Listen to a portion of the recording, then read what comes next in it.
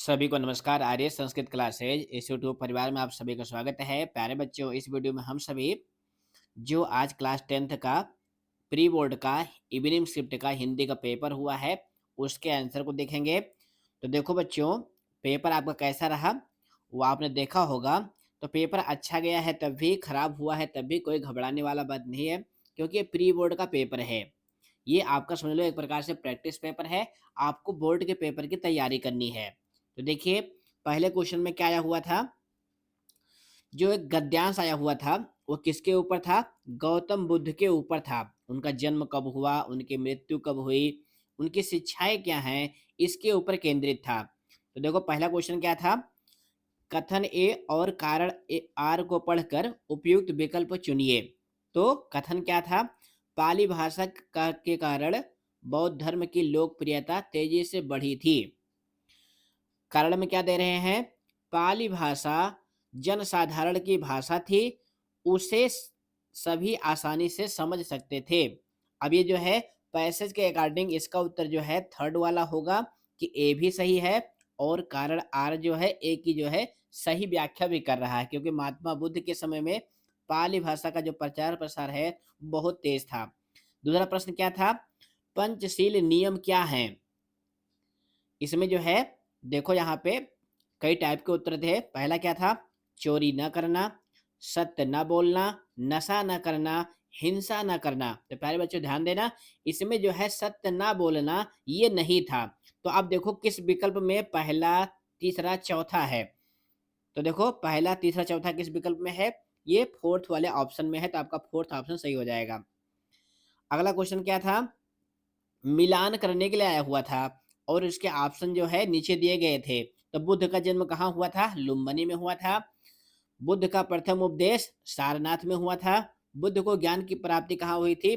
बोध गया में। अब देखो, फर्स्ट को थर्ड, तो फर्स्ट को थर्ड देखो किसमें है? इसमें है। सेकंड को फर्स्ट, तो आपका जो है थर्ड वाला ऑप्शन सही हो जाएगा। उसके बाद जो घा वाला क्वेश्चन क्या था कि गद्यांश के अनुसार दुखों का मूल कारण क्या है और क्यों?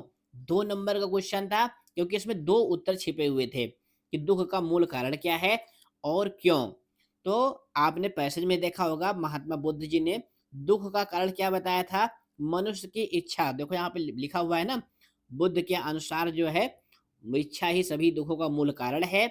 इच्छाओं के कारण ही संसार की विभिन्न वस्तुओं की ओर मनुष्य प्रवृत्त होता है।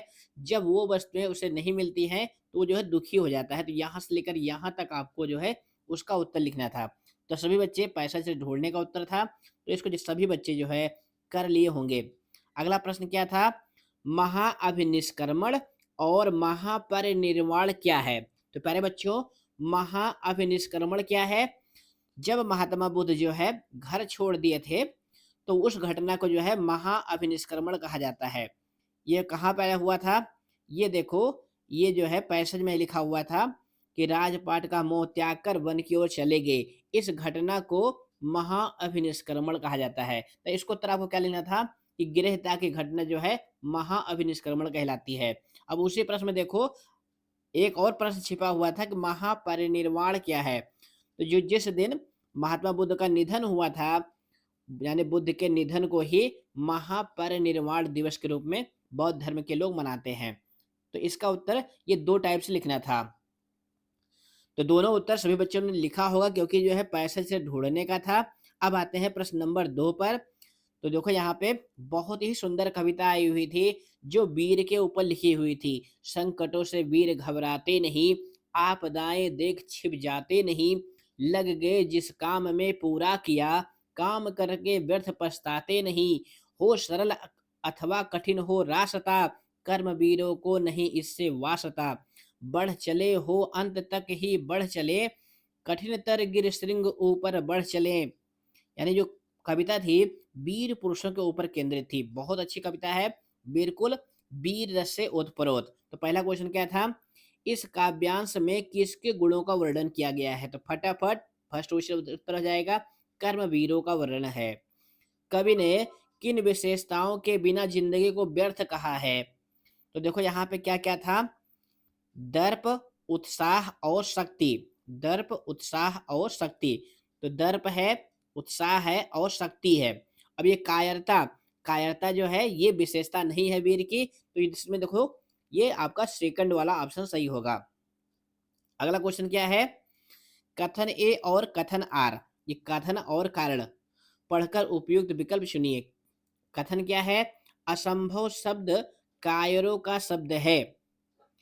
कारण क्या है, वीर किसी भी काम को करने से पीछे नहीं हटते हैं। तो कविता में है या वाक्य जो असंभव जो है वो कायर लोग ऐसा कहते हैं, तो इसका उत्तर जो है थर्ड वाला ऑप्शन सही होगा। ये कथन भी सही है और कारण आर जो है एक ही सही व्याख्या भी कर रहा है। घ में क्या पूछा गया था कि काव्यांश के अनुसार वीरों की दो प्रमुख विशेषताएं लिखिए। तो देखो कविता में आया हुआ है संकटों से वीर घबराते नहीं, ये पहली विशेषता हो गई। दूसरी विशेषता क्या है, आपदाओं से डरते नहीं। हम आपको कविता में भी दिखा देते हैं, यानी पेपर आपके हाथ में है तो देखो कहाँ पे आया हुआ था कि कर्मवीर जो है आपदाएं देख छिप जाते नहीं। देखो ना, संकटों से वीर घबराते नहीं, आपदाएं देख छिप जाते नहीं। ये दो विशेषताएं जो है वीरों की हैं, तो इसको लगभग लगभग सभी बच्चों ने सही किया होगा। आगे क्या कह रहे हैं, जो घ प्रश्न है हो गया, इसके बाद जो है अंतिम है पहले दूसरे प्रश्न का, काव्यांश के अनुसार कर्मवीरों का किस बात से कोई लेना देना नहीं है। लेना देना मतलब वास्ता, और क्यों, दो प्रश्न इसमें छिपे हुए हैं कि किस बात से कोई लेना देना नहीं है और क्यों नहीं है। देखो इसके लिए आपको कविता से ही इसका उत्तर लिखना था, जो आपकी तीसरी चौथी लाइन में लिखा हुआ था। हो सरल अथवा कठिन हो रास्ता, कर्मवीरों को न इससे वास्ता, यानी किससे लेना देना नहीं है कि रास्ता कठिन है या सरल है। अब क्यों लेना देना नहीं है, उसके लिए आगे वाली लाइन थी, बढ़ चले तो अंत तक ही बढ़ चले, कठिन तर गिर श्रृंग ऊपर बढ़ चले। यानी वो जब बढ़ गए तो बढ़ गए, रास्ता कठिन हो या सरल है उससे उनको कोई लेना देना नहीं है। तो ये प्रश्न भी लगभग लगभग सभी बच्चों ने लिखा होगा। अब इसके बाद क्या कह रहे हैं, खंड घा यानी जो व्यवहारिक ग्रामर के क्वेश्चन है वो प्रारंभ होते हैं, तो वीडियो को बिल्कुल ध्यान से देखिएगा। और ग्रामर के क्वेश्चन अगर आपके गलत हुए हैं तो हमने हिंदी की एक प्ले लिस्ट बनाई हुई है, उसमें ग्रामर की कई सारी वीडियो हमने पिछली बार बोर्ड के पेपर में बनाई हुई थी। इस बार भी अगर आप लोग कहोगे तो नई वीडियो भी हम आपके लिए हिंदी की लाएंगे। तो देखो पहला क्वेश्चन क्या था, यानी ग्रामर का प्रश्न नंबर 3 है, रचना के आधार पर वाक्य भेद। 5 प्रश्नों में से किन्हीं 4 के उत्तर देने हैं, 4 नंबर का वाक्य भेद आया था। तो पहला प्रश्न क्या था, नवाब साहब ने खीरों की फाकों को सूंघा और खिड़की से बाहर फेंक दिया। अभी और आ गया तो कैसा वाक्य है, संयुक्त वाक्य है, इसको जो है सरल वाक्य में बदलना था। तो प्यारे बच्चों हम आपको बताना चाहेंगे कि सरल वाक्य वह होते हैं जिसमें एक कर्ता और एक क्रिया होती है। अब यहाँ देखो और जुड़ गया तो 2 वाक्य हो गए, इसलिए संयुक्त वाक्य है। तो सरल वाक्य इसका इस तरह से आपको लिखना था, नवाब साहब ने खीरों की फागों को सूंघकर खिड़की से बाहर फेंक दिया, इतना आपको लिखना था। सरल वाक्य क्या होते हैं, संयुक्त वाक्य क्या होते हैं, मिश्र वाक्य क्या होते हैं, इसके हमने वाक्य की एक वीडियो बनाई हुई है, लगभग 8-10 हजार बच्चों ने उसको देखा भी है। तो यहाँ पर आई बॉल पर क्लिक करके आप भी उस वीडियो को देख सकते हैं और बोर्ड की तैयारी कर सकते हैं। खा वाला प्रश्न क्या है, जब वर्षा होती है तब मोर नाचने लगते हैं। अब यहाँ पे देखो संयुक्त वाक्य में बदल दिए। अब ये कैसे वाक्य है, यानी जब मिल गया तब मिल गया, यानी ये मिश्र वाक्य है। और किस में बदलना है, संयुक्त वाक्य में। संयुक्त वाक्य क्या होते हैं, जिसमें 2 वाक्य आपस में और या तथा से जुड़े होते हैं। तो संयुक्त वाक्य क्या बनेगा इसका, देखो वर्षा होती है और मोर नाचने लगते हैं, और लगाने से ही ये कैसा वाक्य हो गया, ये संयुक्त वाक्य हो गया। गा वाला प्रश्न देखिए क्या लिखा हुआ है, संत के आने पर लोग स्वागत में खड़े हो गए।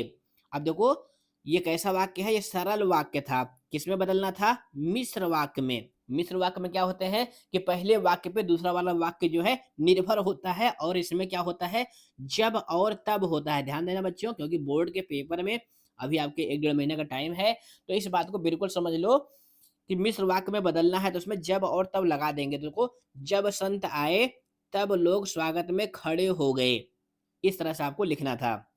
घा वाला वाक्य प्रश्न देखिए, एक चश्मे वाला है जिसका नाम कैप्टन है, रचना की दृष्टि से वाक्य का भेद लिखिए।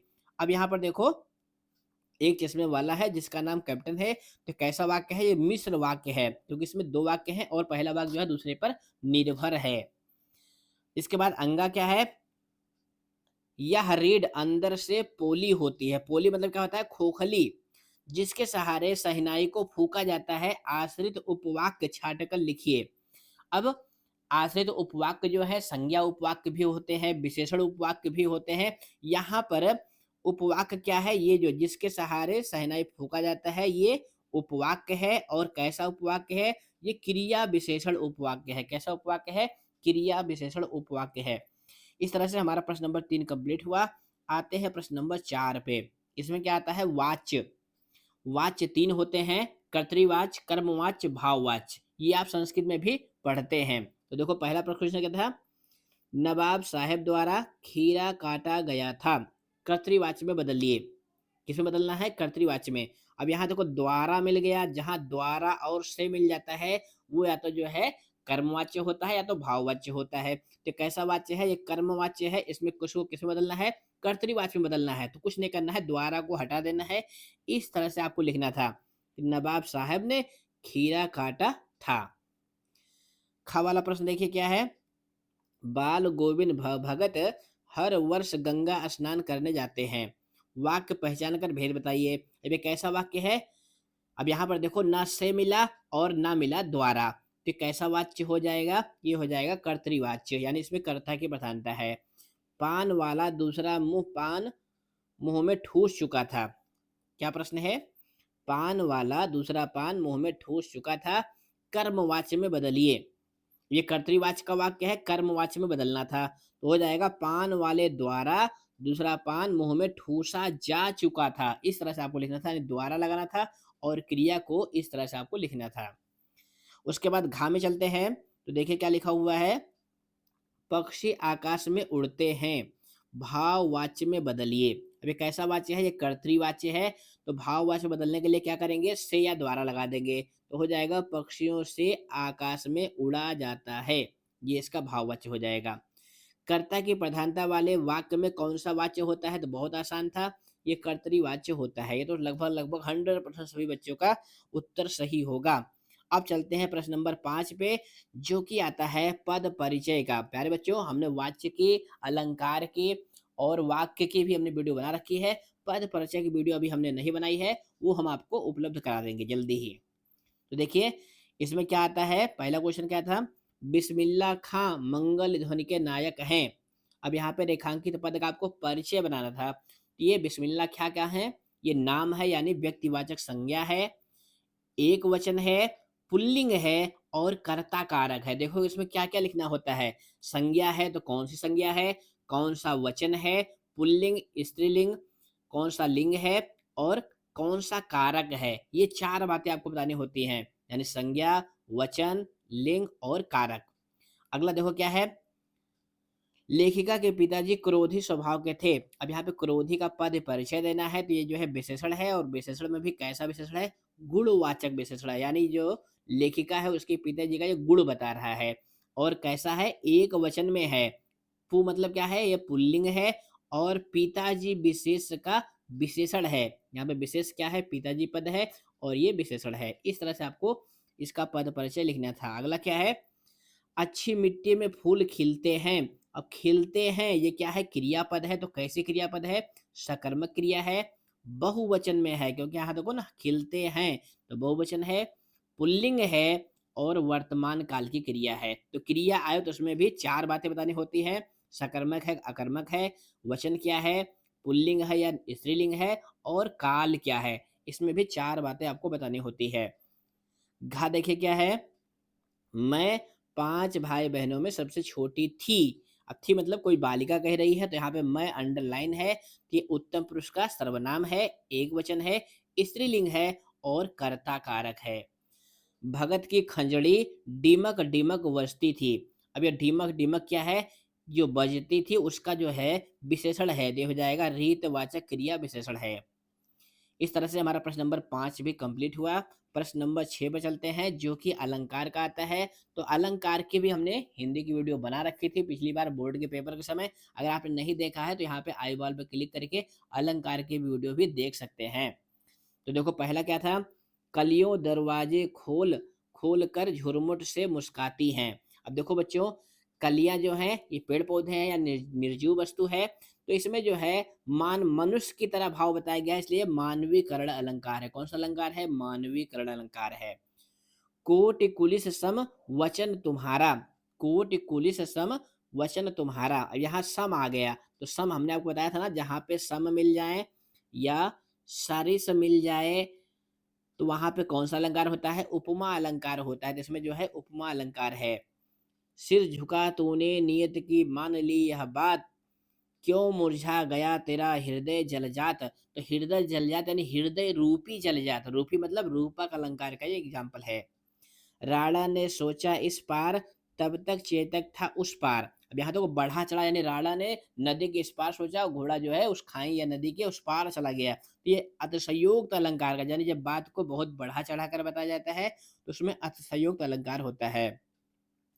स्नेह निर्झर बह गया, रेत ज्यों तन रह गया। तो यहाँ पर देखो ज्यों त्यों मान ये सब आते हैं तो उसमें उत्प्रेक्षा अलंकार होता है, तो इसमें उत्प्रेक्षा अलंकार हो जाएगा। तो अलंकार भी 4 नंबर का आपके पेपर में आता है। अलंकार की वीडियो भी आप जरूर देखें। अब इसके बाद देखो यहाँ पे जो है आपकी जो हिंदी की पुस्तक है उसमें से पैसा आया था, बार बार सोचते क्या होगा उस कौम का जो अपने देश के खातिर घर गृहस्थी। अब यहाँ पे ये पैसेज है। पहला क्वेश्चन क्या था? चौराहे पर रुकना नहीं, पान आगे कहीं खा लेंगे, यह कथन किसने किससे कहा है? तो किसने कहा है? हालदार साहब ने अपने ड्राइवर से कहा है। तो आपका जो है सेकंड वाला ऑप्शन सही हो जाएगा। अगला क्या था? हालदार साहब दुखी क्यों हो गए, सही विकल्प का चयन कीजिए। तो क्यों दुखी हो गए थे? पहला क्या है? लोगों में देशभक्तों शहीदों के प्रति सम्मान की भावना कम होती देखकर, ये सही है। लोगों के व्यक्तित्व को स्वार्थी और मौकापरस्त बनते जा रहे देखकर, ये भी सही है। लोगों के मन में देशभक्ति की लुप्त होती जा रही भावना को देखकर, ये भी सही है। सरकंडे के चश्मे पर भावी पीढ़ी की देशभक्ति का प्रदर्शन देखकर, तो ये गलत है। अब देखो कौन कौन सही है? फर्स्ट सेकंड थर्ड सही है, फोर्थ जो है गलत है। अब किस ऑप्शन में देखो ये तीनों मिल रहे हैं, तो ये आपका ऑप्शन सही हो जाएगा फोर्थ, यानी फर्स्ट सेकंड थर्ड जो है सही है। इसके बाद गा खंड है कथन और कारण का। हालदार साहब तेज कदमों से मूर्ति के सामने जाकर अटेंशन में खड़े हो गए। मूर्ति की आंखों पर सरकंडे से बना छोटा सा चश्मा रखा हुआ था। अब देखो इसमें क्या है? इसमें जो है कथन भी सही है और कारण भी सही है, तो ऑप्शन जो है थर्ड वाला सही हो जाएगा। उसके बाद जो घा वाला प्रश्न है, सरकंडे का चश्मा क्या दर्शाता है? तो क्या दर्शाता है? भावी पीढ़ी की जो है देशभक्ति भावना दर्शाता है। तो आपका जो है सेकंड वाला ऑप्शन सही हो जाएगा। उसके बाद अंगा खंड था, कस्बे में घुसने से पहले ही हालदार साहब को क्या ख्याल आया? तो पाठ पढ़ा हुआ है आपने और पैसा जितने में भी आपको मिल गया होगा उत्तर। तो क्या ख्याल आया था? कि मूर्ति पर चश्मा नहीं होगा, ये ख्याल आया था। तो आपका जो है थर्ड वाला ऑप्शन सही हो जाएगा। अब उसके बाद जो है ये लिखने वाले क्वेश्चन है, तो इसका भी उत्तर आपने लिखा होगा। उसके बाद आते हैं प्रश्न नंबर 9 पे। ये जो है पद्यांश वाले पार्ट से आया हुआ था, पठित पद्यांश 5 नंबर का। तो बिहस लखन बोले मृदबानी, अहो मुनिस महाभटमानी, पुन पिन होय देखाऊ कुठारू, चाहत उड़ावन फूक पहारू। यानी मैं फूक से, अभी देखो किसका किसका संवाद है। तो प्रश्न क्या है? प्रस्तुत पद में वक्ता और श्रोता कौन है? तो पाठ आपने पढ़ा हुआ है, कौन किससे कह रहा है? लक्ष्मण जो है परशुराम से कह रहे हैं। लक्ष्मण किससे कह रहे हैं? परशुराम से कह रहे हैं। सुर महिषुर हरिजन अरुगाऊ, हमरे कुल इन पर न सुराई। इस पंक्ति में कुल परंपरा के बारे में क्या बताया गया है? तो यहाँ पे देखो सुर माने क्या होता है? सुर माने होता है देवता। तो यहाँ पर देखो क्या है? गाय पर प्रहार नहीं किया जाता, भक्त पर प्रहार नहीं किया जाता, देवता पर प्रहार नहीं किया जाता। ये तीनों बातें जो है सही हैं। तीनों बातें कैसी हैं? ये तीनों बातें सही हैं। गलत क्या है? राक्षसों पर प्रहार नहीं किया जाता है, गलत है। अब देखो किस ऑप्शन में फर्स्ट सेकंड थर्ड मिल रहे हैं, देखो किस में मिल रहे हैं? इस थर्ड वाले ऑप्शन में मिल रहे हैं। तो आपका ये थर्ड वाला ऑप्शन सही हो जाएगा। गा खंड है किसका? कथन और कारण का। लक्ष्मण के अनुसार परशुराम मारे तो उनके पैर ही पकड़ना चाहिए। अब इसका कारण क्या दे रहे हैं? शिव के धनुष के टूटने के कारण परशुराम जो है बहुत क्रोधित हैं।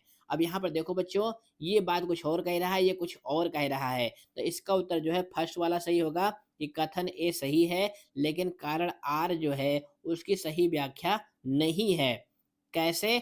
यहाँ पर देखो कविता में ही आया हुआ था। ये देखो अंतिम लाइन में, बंधे पाप अपकीर्त हारे, मारतहूँ पापरयूं तुम्हारे। यानी हम पाप और अपकीर्ति के कारण जो है हारे हुए हैं, आप मुझको मारिए लेकिन हम आपके पैर पर ही पड़ेंगे। ऐसा जो है लक्ष्मण जो है परशुराम से कह रहे हैं। उसके बाद देखो अगला क्वेश्चन क्या था, भृगसुत और महाभट मानी किसके लिए कहा गया है? तो ये परशुराम के लिए लक्ष्मण ने कहा है, तो इसका उत्तर हो जाएगा परशुराम। लक्ष्मण के अनुसार परशुराम क्या करने का प्रयास कर रहे हैं? अब यहाँ पर देखो, बार बार फरसा दिखाकर डराना, ये तो कर ही रहे थे, और फूंक से पहाड़ उड़ा देना, ये भी कर रहे थे, सभा को उत्साहित करना, ये जो है। अब देखो यहाँ पे भी कई सारे ऑप्शन हैं, तो इसमें जो है कौन सा ऑप्शन सही है? ये सेकंड वाला ऑप्शन सही है, कि जिसमें जो है फर्स्ट और सेकंड ये दो ही कथन सही हैं। कौन कौन से? फिर से देखना। ये पहला कथन सही है कि बार बार फरसा दिखाकर डरा रहे थे, और फूंक से पहाड़ उड़ाना, ये दोनों कथन सही है, तो आपका जो है सेकंड वाला ऑप्शन सही हो जाएगा। उसके बाद प्रश्न नंबर 10 के बाद जो है सारे आपके किताब के लिखने वाले प्रश्न थे। तो इस तरह से आपका हिंदी का पेपर कैसा रहा? जो भी गलती आपकी होती है, अभी भी समय है, आप जो है इसकी तैयारी करें। फिर मिलेंगे बच्चों अगली वीडियो में। किसी टॉपिक अगर आप वीडियो चाहते हैं तो आप हमें कमेंट करेंगे। धन्यवाद।